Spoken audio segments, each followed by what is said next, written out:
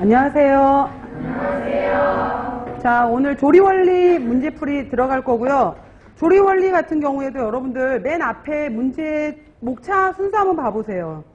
그러니까 보는 객관 보시게 되면은 시험의 출제 비율 뭐 이렇게 해서 이제 1차, 2차 들어가 있고요.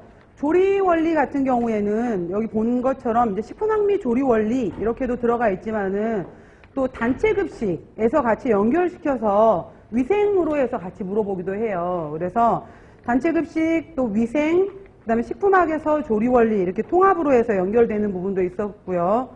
자, 보시면 평가 영역에서 공류, 서류, 두류가 나와 있고 또 육류, 어패류, 난류, 우유 및 유제품 나와 있고요.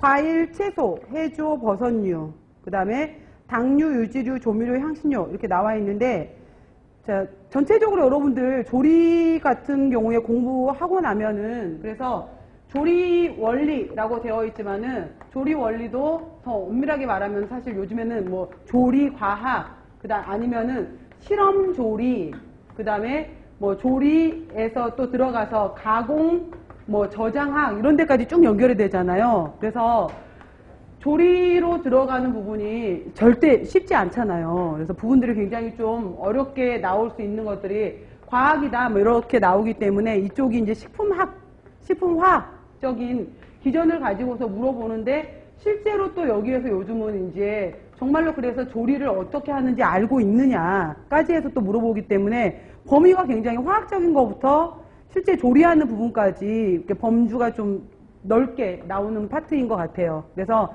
오늘 첫날이니까 한번 전체적으로 여러분들 머릿속에 이제 전체적으로 한번 조리 원리 부분에서 어떻게 되어 있는지 한번 제목으로만 한번 봐볼게요. 그러면은 오늘 첫 번째 시간은 제가 이제 조리 이론에 대해서 우리가 전반적인 여기에서 마찬가지로 개요 이러한 내용이 나올 텐데 여기에서 나왔던 내용이 뭐였었냐면요. 첫 번째 나왔던 것 중에 하나가 조리란 무엇이냐라고 물어볼 수가 있게 되는 건데 예를 들어서 식품이라는 그러니까 식재료 개념에서 실제로 음식을 먹을 수 있는 단계로 넘어가는 이 모든 과정에 해당이 되는 거. 그래서 작게는 조리 조작이지만은 넓게는 메뉴를 구성하는 데서부터 실제로 손님한테 그러니까 가족한테 나가는 모든 과정을 다 넓은 범위로서는 쿠킹, 조리라고 볼 수가 있다라고 했었었는데 자, 이 조리에는 가열이라는 것도 있지만은 항상 비가열이라는 것도 있다라는 걸 생각하시라 그랬잖아요. 그래서 이 조리의 목적, 조리 왜 하는데? 라고 하게 되면은 영양적으로, 여러 가지 기호적으로, 위생적으로, 관능적으로, 또 환경적인 목적을 가지고서 해야 되잖아요. 그래서 이러한 여러 가지 조리의 목적, 이런 내용도 나오게 될 거고요. 그 다음에 조리 파트가 나오게 되면은 식품학하고 굉장히 유사하게 나오는 것 중에 나오는 것이 결국은 항상 나오는 게 이제 첫 번째 나오는 것이 물이잖아요.